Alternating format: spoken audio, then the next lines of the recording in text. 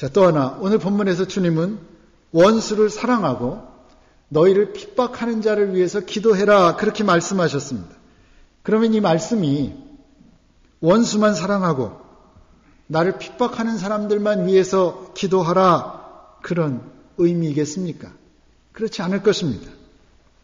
내가 진정 사랑하는 이들을 위해서도 해야 할 일이 있다면 그것은 기도이기 때문입니다. 여러분이 가장 사랑하는 사람이 누굽니까? 우리 자녀된 입장에서는 부모일 것 같습니다. 아닙니까? 청년들은 아닐 수도 있겠습니다. 그러나 부모된 저 같은 사람에게 있어서는 자녀인 것이 분명할 것 같습니다. 자녀들을 가장 사랑합니다. 그런데 내가 가장 사랑하는 사람을 위해서 다른 것 다 제쳐두고 제일 먼저 꼭 해야 할 일이 있다면 그것이 바로 기도다라는 말씀입니다. 한 여류 작가의 글을 읽었습니다. 깊은 사정은 알 수 없지만 그분은 오래전부터 아들과 단 둘이만 살고 있습니다. 그분의 표현을 빌리자면 아들과 나, 세상 천지 단 둘뿐인 모자지간입니다. 그분이 세상 천지에 단 하나뿐인 아들에 대한 이야기를 했습니다. 아들이 고등학교를 졸업하고 독립해서 혼자 자취를 하는데 언제부턴가 하나뿐인 자기, 세상에 하나뿐인 엄마를 대하는 태도가 예전 같지 않습니다. 원래도 말수가 적은 편이었지만 요즘에 와서는 안부를 묻는 문자 메시지에 답하는 것조차도 귀찮아하고 인색해합니다. 엄마의 충고는 잔소리로 치부해 버립니다. 23살 난 청년을 어린아이 취급하는 것이 싫었나 보다, 그렇게 생각을 했습니다. 그 아들이 병역의 의무를 마쳤습니다. 어머니는 아들이 기뻐할 줄 알았습니다. 병역 의무를 마치고 복학하고 정말 자유롭게 살 줄 알았습니다. 그런데 아들은 그렇지 않았습니다.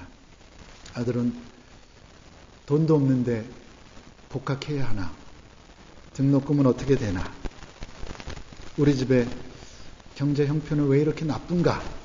라고 하는 것에 대한 불만을 하나뿐인 엄마에게 노골적으로 드러냅니다. 그런 식으로 엄마의 속을 뒤집어 놓고 아들은 여행을 떠납니다. 아르바이트에서 번 돈으로 중고 스쿠터를 하나 사가지고는 수원에서 부산을 왕복하는 1000km가 넘는 대장정에 나선 것입니다. 그렇게 아들을 보내놓고 비로소 엄마는 깨닫습니다. 엄마는 지금까지 홀로 아들을 키우며 나 정도면, 이 정도면 최선이라는 자부심을 가지고 살아왔는데 아들은 아니었던 것을 깨닫습니다. 아들은 오히려 상대적 박탈감을 느끼고 살았음을 깨닫습니다. 상대적으로 여유롭지 못한 가정 형편에 대한 아주 많은 불만을 가지고 있었음을 비로소 깨닫게 됩니다. 나는 하느라고 했지만 아들에겐 그게 충분하지 않았던 것입니다. 그래서 어머니는 여행을 마치고 돌아온 아들에게 아무것도 묻지 않습니다. 자신의 과오가 무엇인지를 깨달았기 때문입니다. 어머니는 자신의 과오가 자식이 원하는 것을 해줄 수 없었던 경제적 무능이 아니라 아들을 위한 기도를 소홀히 한 것이었음을 깨달은 것입니다. 그녀는 그 글의 마지막에서 이렇게 고백합니다. 이제 내가 아들에게 해줄 수 있는 것은, 아니 아들을 위해 해야 할 일은 오직 기도밖에 없는 듯 합니다.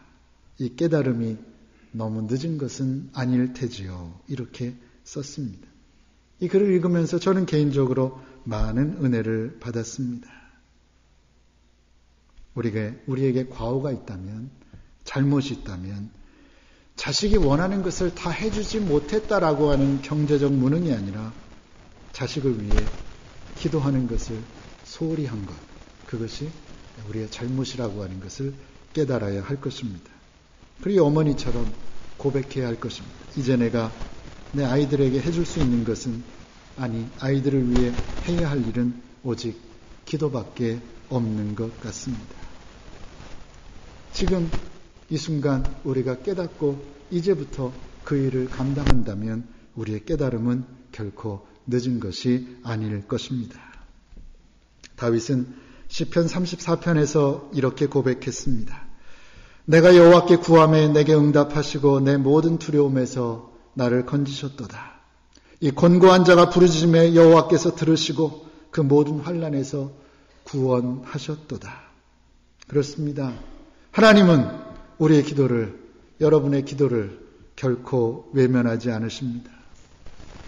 아니, 하나님은 곤고한 인생길에서 부르짖는 우리의 기도에 반드시 응답하십니다.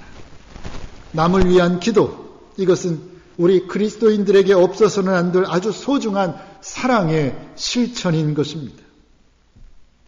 마음이 지쳐서 기도할 힘이 없고 홀로 외로워서 마음이 무너져 내릴 때 누군가 날 위해 기도해 준다면, 그리고 누군가 날 위해 기도하고 있다는 사실을 내가 안다면 이 험한 세상을 살아가는데 얼마나 큰 힘이 되겠습니까? 내가 누군가를 위해 기도할 때, 남을 위해 기도할 때 그것은 다른 이들에게 그토록 큰 힘이 되는 것입니다.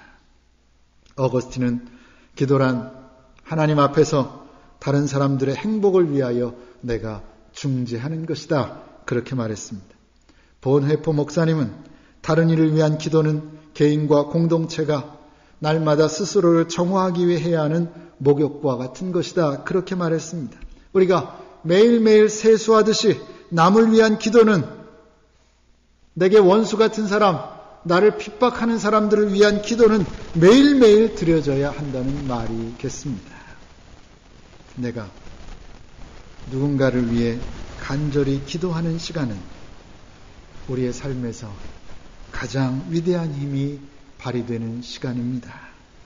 내가 누군가를 위해 간절히 기도하는 시간은 우리의 삶에서 가장 아름답고 복된 시간일 것입니다. 나를 사랑하는 사람을 위해서, 내가 사랑하는 사람을 위해서는 말할 것도 없고, 나를 핍박하는 사람들을 위해서도 간절히 기도함으로 서로 사랑하라 하신 주님의 지상 명령을 감당하고 실천해내는 저와 여러분들 되시기를 바랍니다. 기도하겠습니다. 하나님, 사랑의 실천이 기도임을 다시 한번 깨닫게 해주셔서 하나님 감사합니다. 사랑하는 사람들을 위해서, 사랑하는 부모님을 위해, 사랑하는 자녀들을 위해 기도하는 저희들 되게 하여 주시옵소서. 나를 핍박하는 사람이 있습니다. 원수같이 느껴지는 사람이 있습니다. 미워하지 않기 위해, 시기하지 않기 위해, 질투하지 않기 위해 애쓰는 그 에너지를 가지고 사랑하게 하시고 그들을 위해 기도할 수 있는 저희들 되게 하여 주시옵소서. 그래서 원수까지도 사랑하고 너희를 핍박하는 자를 위해서 기도하라신 주님의 명령을 내 삶 속에서 감당하며 실천함으로 하나님의 자녀답게 살아갈 수 있는 참된 그리스도인으로 살아가는 저희들 되게 하여 주시옵소서. 예수님의 이름으로 기도하옵나이다.